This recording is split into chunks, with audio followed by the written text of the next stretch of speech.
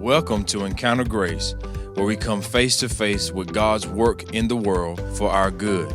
Join host Jason McKnight as we explore practical issues of community, theology, and leadership in everyday life.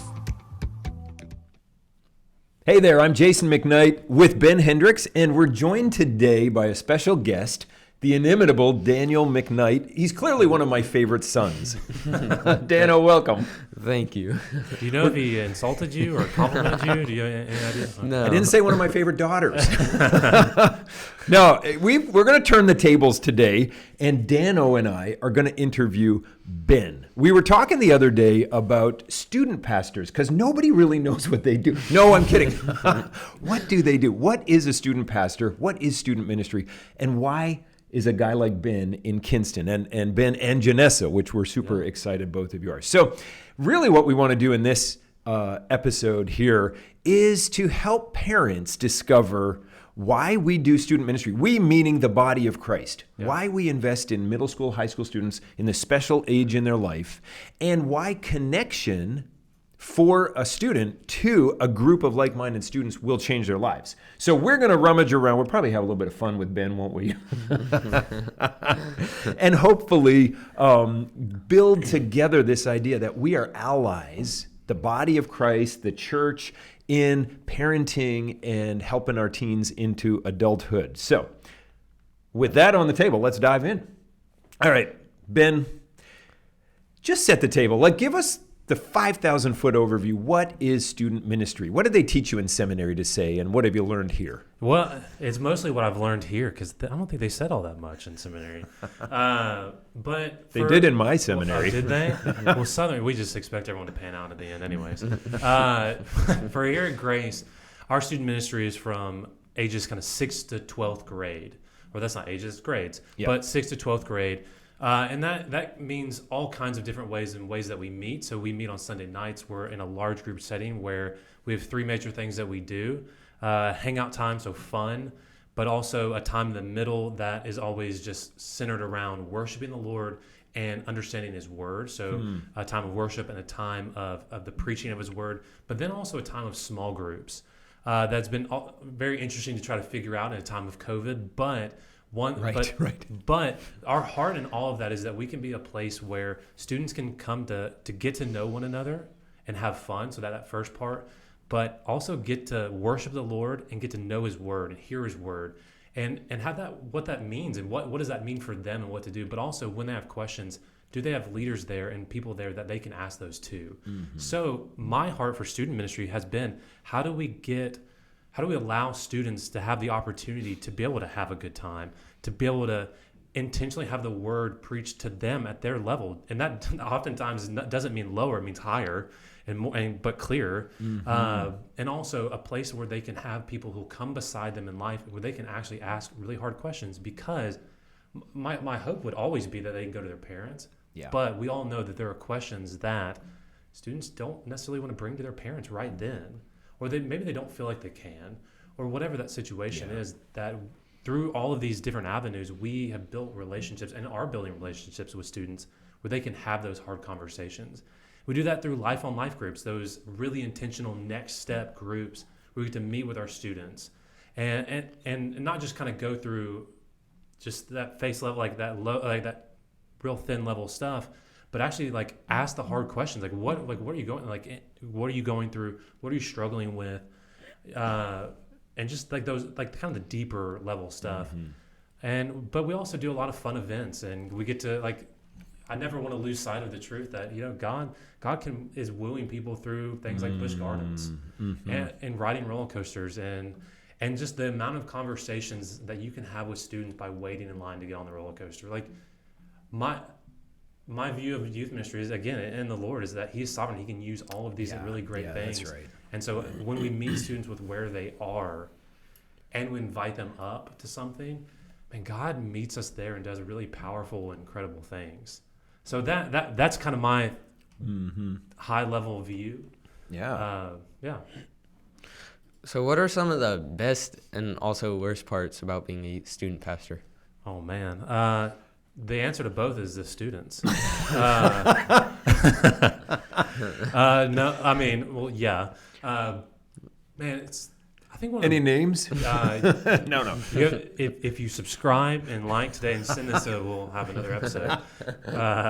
No, the students are a bit of that mix because it's student ministry is just hard because students are difficult. Like because people are difficult. It's not just because of where they are, but you take people who are sinful, and we all are, and then you add some arrogance in there and a lack of life experience. And we all know everything that there is in life at 15, like we all do. And then we realize we didn't later. But it's that thing that's hard ends up becoming one of the greatest values later.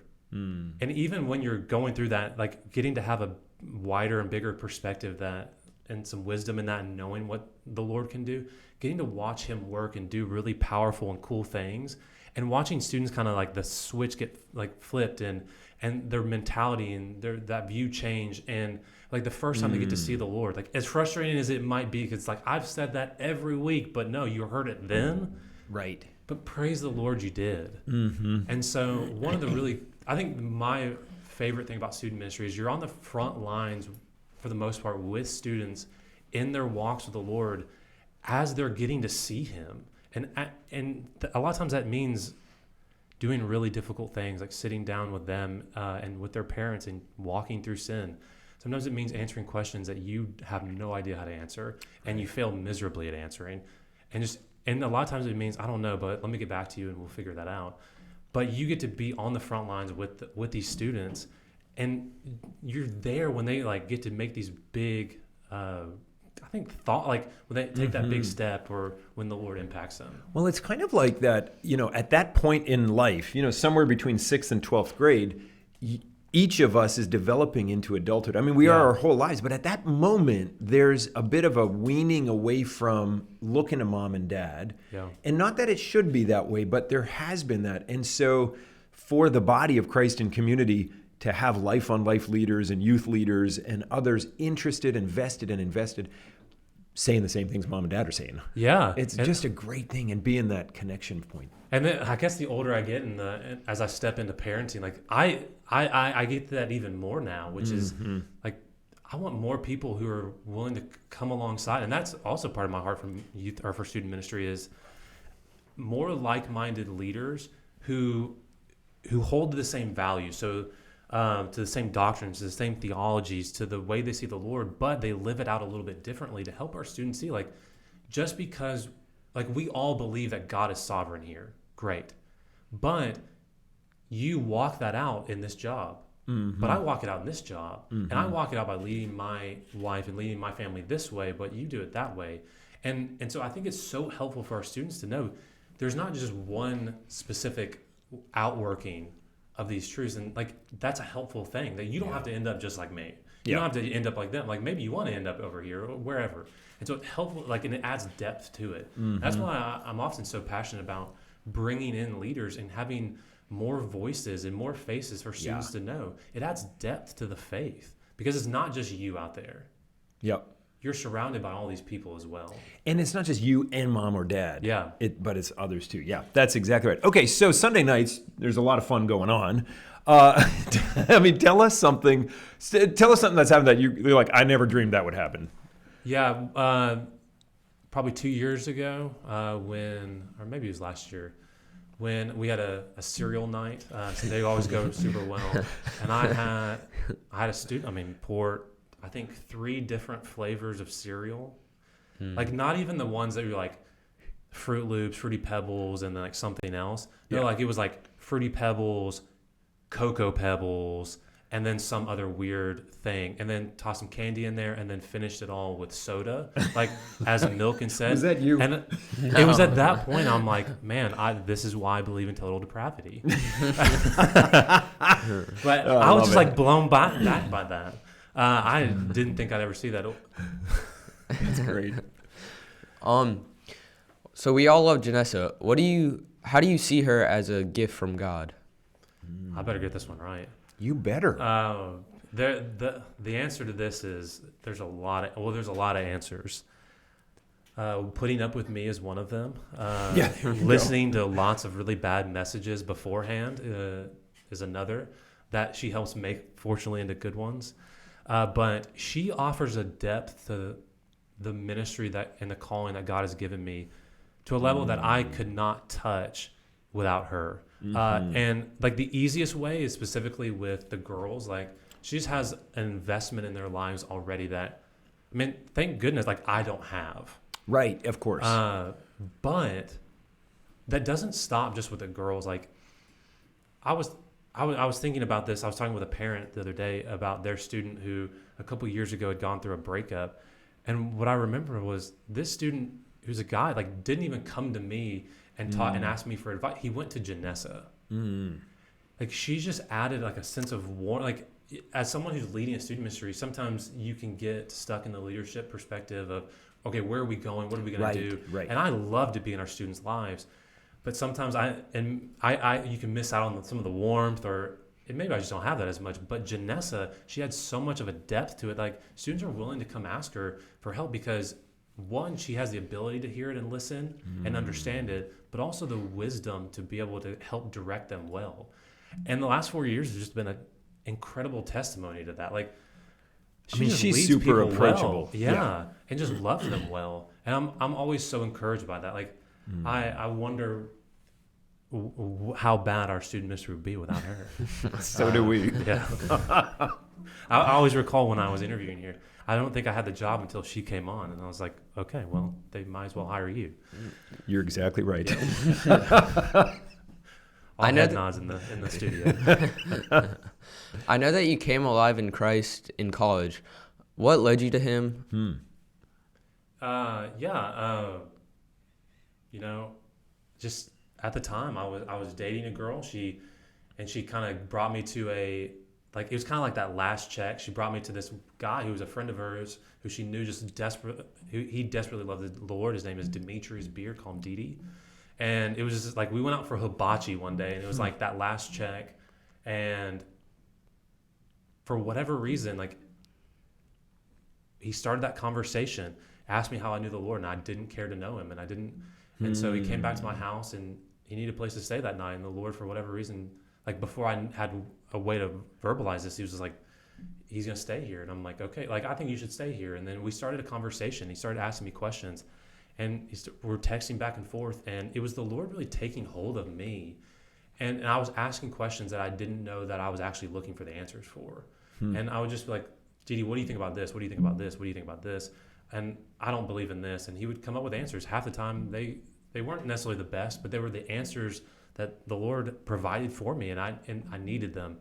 And so I was in a place of just really hurting and struggle, and I knew I didn't have life together, and I knew I wasn't where I wanted to be, but I didn't want anyone else to know that. Right. And so he was asking questions that no one had ever asked me. And for some reason, he came to me with an openness and an honesty and a care that I wasn't surrounded by. Because I was surrounded by athletes who was like, what's the next best thing we're going to do? Right.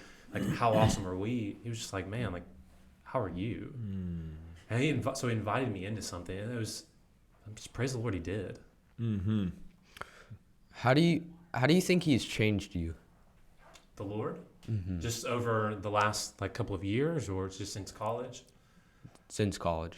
Yeah. I mean, in a lot of ways. I think one of the biggest is just a sense of humility. I knew I never had it all together, but I wanted everyone to think I did. And so the Lord gave me a sense of emotional honesty and humility that it's okay to be broken. It's okay to be messy. The good news is He invites us out of that. It invites us into who He is and the righteousness and to step away from our sin. But I had never been okay with the faults and the failures that I saw so prevalent in myself. And so I had always done my best to fake it till I made it, and to show that I was stronger and I was bigger and I had everything put together. I was smarter than everybody else. And I intentionally did little things that would help people feel that about me. But the Lord, as I started taking steps in Him, man, it was like the Lord invites us to just be open with our brokenness and our messiness and our sin, and to not stay there simply, but to take steps out of it, and that He's okay with our messiness. he invited me to step out of the shame of failure and mess and sin, and because of the hope of the gospel that there is redemption in that. And that was such an encouraging thing. Like that, there's life in that. Like that's where I found life. And so I think that was one of the biggest ways. And there's so many more. But, but that's amazing. How did he give you a burden to become a student or? Student pastor.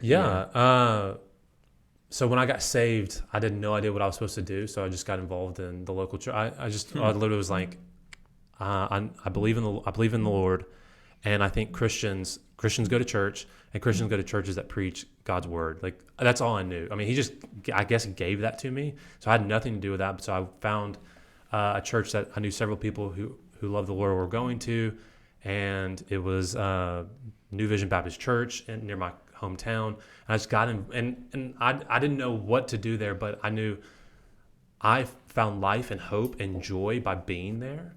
And so I wanted to spend as much time as I possibly could there. And so I just got involved. I remember I called up the college pastor and said, hey, would you meet me for coffee? I brought my Bible. And when he met, I never told him what we were meeting about. So he met me, and I was just like, I just want to know you, and how do I get involved? And I got hooked up with our high school ministry that was there, and our middle school ministry. And I just fell in love with what God was doing through his church.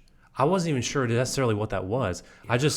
I saw him move, and I saw a community, and I saw a joy that pastors and these people who were working at the church had. I wanted that, and I felt like a little lost in what I was doing. And I was just like, Lord, could you possibly give me this kind of joy, or invite me? Like I would love to do this, because it was kind of that place of the when Jesus is talking about, like, or he's preaching to his disciples, everyone's leaving, and he's like, "Are you going to leave too?" And they're like, Lord, where would we go? And I'm like, Lord, like, what else would I do other than this? Like, because I'd gone 20 years without knowing the Lord, and he had brought me out of so much kind of just brokenness again and loss. And I was like, where else would I go? I just want to be here. And so that gave me such a heart. And I spent 2 or 3 years serving there, and got to meet with our senior pastor. We just looked, man, like, we affirm you in this, because that was my biggest fear. Is like, am I just faking this till I make it? Do I not know what else to do, so I'm going to do this? He goes, no, like, we see God move through you, and that meant the world to me. And so went off into seminary, and just asked the Lord. I was like, Lord, I don't know what you want me to do, but I know I need to go here, and so I need to learn and prepare, and just over those couple of years, I just grew in having such a heart for student ministry because of the lack of witness that I had growing up. Like, I know, and I've learned this even more just in my last 4 years here, of the influence that when parents are connected with a church that are willing to talk to their students about the truths of God, how well that works out for their students. And how well people are willing to step into just discipleship, into their relations with the Lord, when people are constantly being a witness to them. And I was like, man, I missed out on that. I would love to. I think God has such a heart for that. I know he does. And so I want to be a part of that. And so we started, Janessa and I started applying, and Grace was we are so crazy glad enough to sign up. And it's true. When we were interviewing you and Janessa came on the Zoom call that one time that we asked, like, if wives, it was great, but we already loved you. And together, it just, it has been 4 years. Really, it's just coming up on 4 years, isn't it? Yeah. So one of the things you do, you began thinking through and have helped us with, and I think more than anything in our history at Grace, is this idea of transition points in students' lives. From elementary school to middle school, from middle school to high school, driver's license, and then from high school to the next phase, like these 4 key transition points. How did you start thinking about that, and how are you leading into helping kids navigate those? Yeah, well, one of the beauties of when I got here was I wasn't starting student ministry ex nihilo. Like I was taking investment from Davis, the guy before me, and it wasn't creating, it was refining. And so I just asked the Lord, I was like, Lord, how do I take this thing that's working and going well and students are a part of, and how do I make it like better and grow it, and like, how do we refine it? And as I was just processing through this, I was thinking, there's data on this, but also just trying to think of his wisdom is oftentimes the greatest, or numerically the number one place that we lose students in their walks with the Lord, in ministry itself, is specifically in these transition points. Like if you look at a chart, it's 3 major upticks at 3 specific places. That transition between 5th and 6th, 8th and 9th, and then college, or 12th and college. And the reason for that is because they're transitions, and it doesn't matter where we are in life, transitions are hard. Yeah. Like it never stops. But if that's true, my heart was if and that's where we're losing people, and my heart is to not lose people, to be able to meet them where they are, and I want to meet them in these difficult situations and go, why are these so difficult? And so again, it's because transitions are hard. So that most people are going from a children's pastor, a children's director in 5th grade, moving into 6th grade, and then that's a major transition in life anyway. You're going from basically being mostly a child to adolescence, or into early adolescence, and that's a hard transition in itself. But then 8th to 9th, taking a step into high school, that's a hard transition where a lot of times people are going from middle school to high school pastor, and then high school to college, which is a major transition. So the idea was, if these are major places that we're losing people, what do we do to help them stick? And so one of the clearest ways for the 5th to 6th grade jump was Janessa and myself kind of creating a Grove group, so a children's ministry group, where we got to have our 5th and 6th graders together every Sunday morning, every Sunday morning, and we got to meet them and know them and to walk them through God's word, because that got them to know us. Mm-hmm. And so that first night of the mill, they weren't walking in to a brand new room with no one they knew, surrounded by really tall high schoolers. They were walking into a room into a ministry that was led by the guy who's just walked them through the last year or so. Yeah, and alongside of 6th graders who were in their class, but also already in youth group, some of them. And so these are kind of transitions are often, again, like I was saying, difficult. They're hard. They can be a little abrasive. My heart was, how do we soften those a little bit? Yep. And then how do we set them up for success? Relationships are almost always the greatest way to help set people up for success. One of the steps that I'm trying to start taking it for our seniors is, how do we soften that transition into them going to college? So specifically, what other people from our past in the student ministry are already there? How do we get them connected? Doesn't mean they have to be best friends, but do they have their number? And if they need a ride to church, can they get one? Get them coffee. What are the other churches that are in the area that are worth going? There's tons, most places, but what are instead of jumping to the conclusion that all of them are, what are 4 to try out really fast? Because what I found with a lot of that transition is, with so many choices, we end up not making any. Right, paralysis. Yeah. Yeah. And then, so it was, how do we soften the abrasiveness of these transitions? And so it's meeting students with where they are, which is so much of what I think student ministry really is. So what are some trends that you are seeing in students that you know? Just in their own life, or just in student ministry in general, or in their own life? Okay. They could be good trends or bad trends. Yeah. That's good. I think one thing I found that I've doubled, students want to meet, and they want to be involved in something, and they want to have fun. And so it's not necessarily an uphill battle to get students to meet. But often when they're not, it's more of an indication of where our focuses are, and that maybe we need to adjust. So I think this is kind of them, and students and student ministry, that a lot of times we're not giving students the opportunity to get to know one another, because they are communal. They spend a lot of time around people, at least a lot of them, and they want to have fun. They want to be a part of things. And so much of student ministry is inviting them into some fun. And that's a really good thing. One of the things I love that Young Life does is they earn the right to speak. And a lot of that is inviting students to have a lot of fun, that you can trust us. And I think they knock it out of the ballpark on that. I think a bad trend with students right now, and this will go kind of heady here, and it just kind of has to, is a reduction of the value of knowledge. I think right now we're in a trend where because knowledge is easy to obtain, it becomes very cheap. Because facts are easy to obtain. Yeah. Oh, so yeah, facts specifically. And so what that naturally has done is cheating has grown because instead of knowledge as being virtue formation, so you go to college, you go to high school, you go to middle school, not because of just getting to know facts, but because it's going to shape you as a person, we've reduced it to just getting knowledge. Right. And look, like, it's not necessarily just the student's fault, but it's not just like government or anywhere else's fault. Like, but all together, I've seen that happen.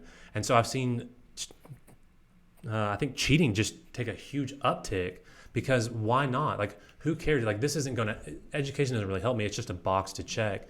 And I'm just going to check it no matter how I can.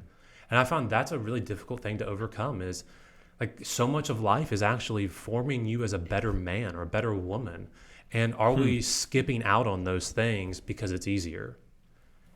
I found that as a little bit of an uphill battle the last few years. I think we see it a lot because so much of student ministry is simply virtue formation. And it's not reducing it to just let me make you a better person, but God's heart is, I think, is inviting us into understanding who He is. Like God's been in the business of virtue formation since Genesis 1. He made them in His image. Mm-hmm. And so we're walking that out. And sometimes virtue formation just means doing the right thing in the moment. Yeah. Does that answer the question? Yeah. Maybe a little bit. That is good, though. You know, virtue formation, character formation, instead of just knowledge for knowledge's sake. Which that's, of course, what we talk about as all of our calling, like our calling as ministers. Yeah. Let me tag up on that and think through, like I'm going to ask on behalf of new parents, maybe they've moved to Grace or they're moving into, where have you been teaching-wise over the last year or so? Like, what are you imparting to the students in teaching series? Yeah, in the last year or ish, we walked through a series on worldview where I kind of walked them through a couple key principles. What are those principles? Or like, what are those key points of what a biblical worldview is and what it isn't?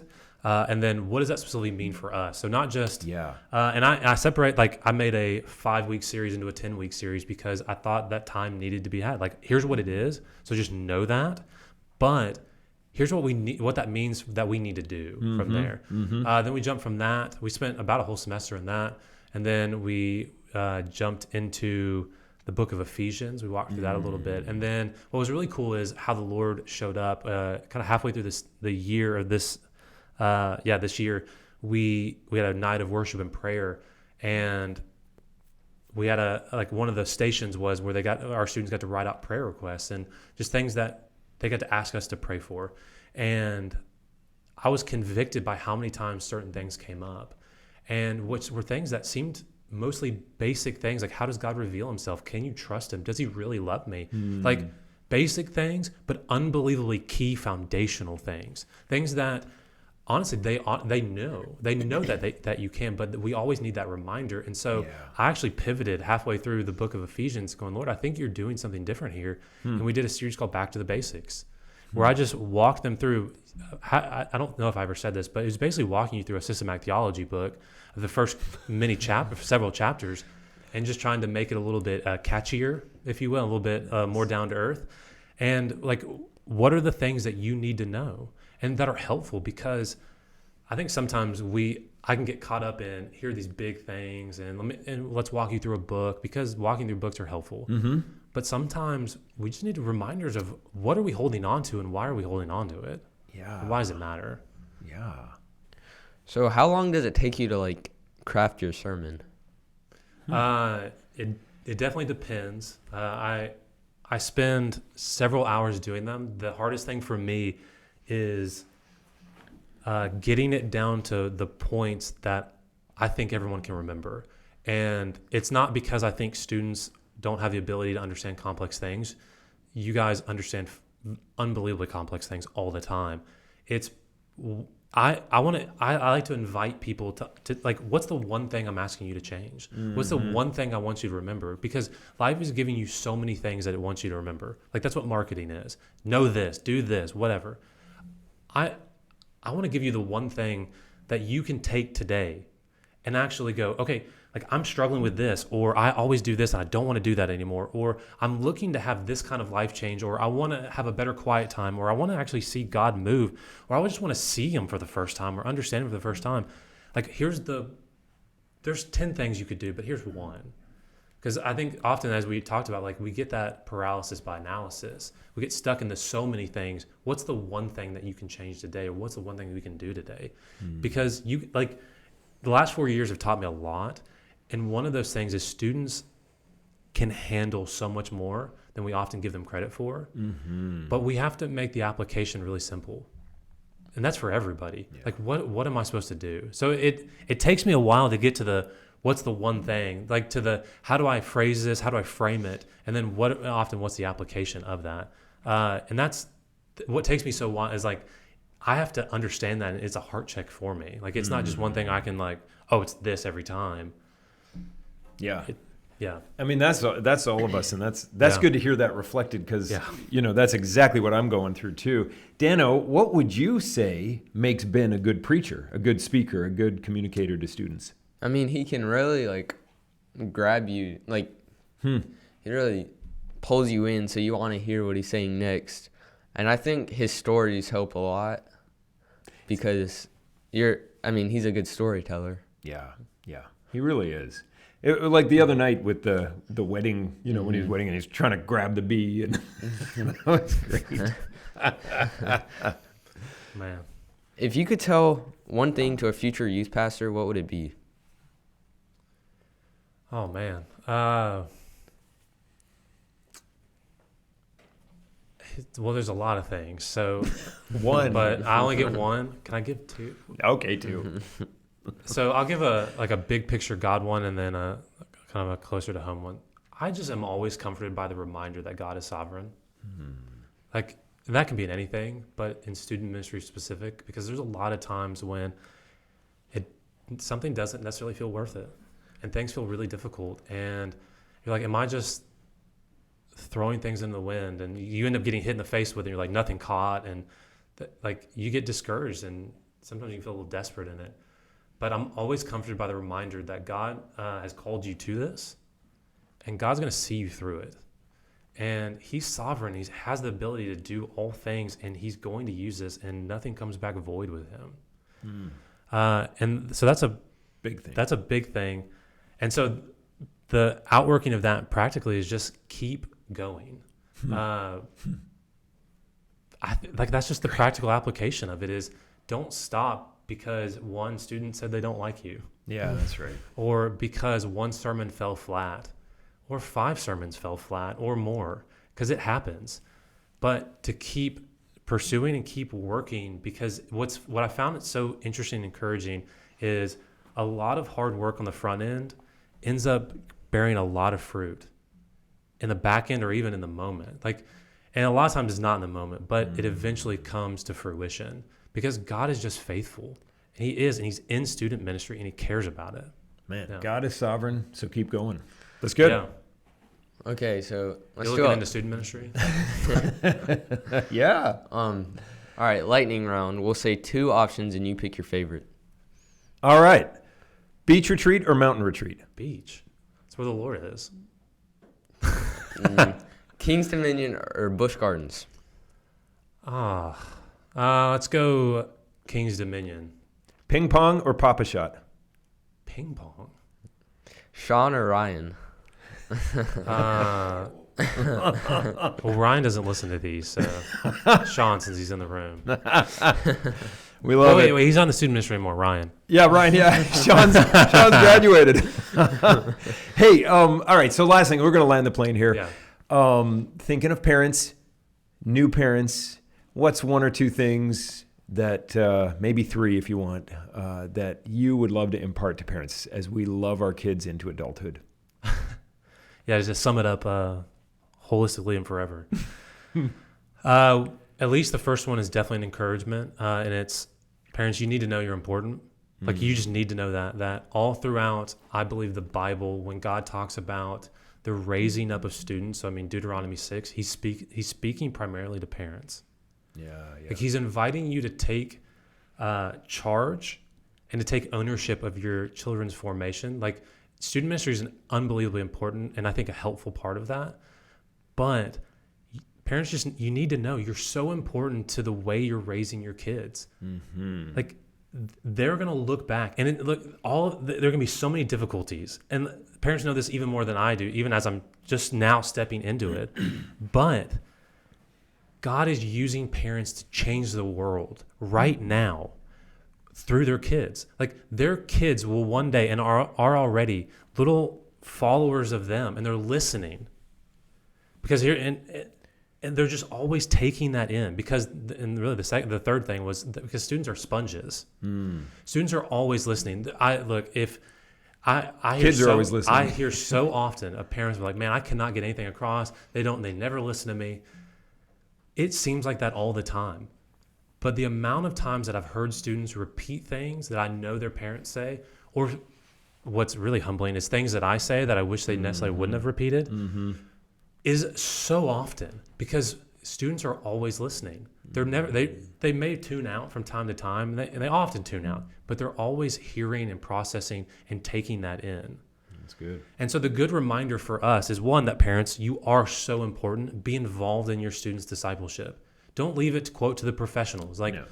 That God's called you to more. God's given you a witness and a responsibility that it doesn't matter how educated I can get to or how well I can preach something. It doesn't matter how great the trip is. Like, God's given parents a responsibility and a voice that no leader, no youth pastor can ever have. Speak. Because they're always listening. And so the good comfort there is the reminder, I think, that discipleship is a marathon, not a sprint.